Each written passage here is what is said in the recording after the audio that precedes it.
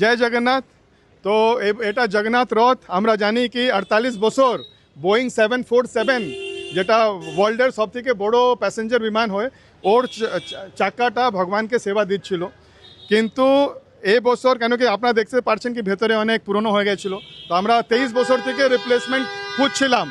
Finally যে Sukhoi বিমান হয়, সুখোই ফাইটার জেট, ওয়ার্ল্ডের নাম্বার 1 ফাইটার জেট যেটা সুখোই, ওর ভেতরে ডাইমেনশনটা আমরা সিমিলার পেয়েছি।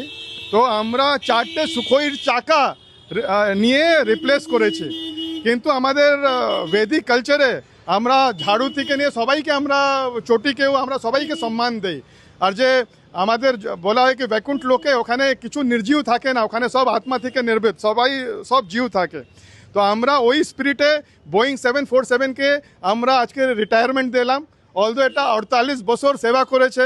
আমাদের বৈদিক সিস্টেমে অনুযায়ী 50 বছরে বানপ্রস্থে যেতে হয়, তো 2 বছর আগেই বানপ্রস্থে যাচ্ছে বোয়িং 747।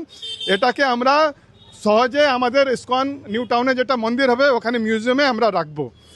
আর আমরা এটাই আশা করি কি সুখোইর যে চাকা, আমরা মরে যাব কিন্তু এ সেবা করতে থাকবে। ডাউনলোড করুন এই সময় অ্যাপ iOS ও অ্যান্ড্রয়েডের জন্য।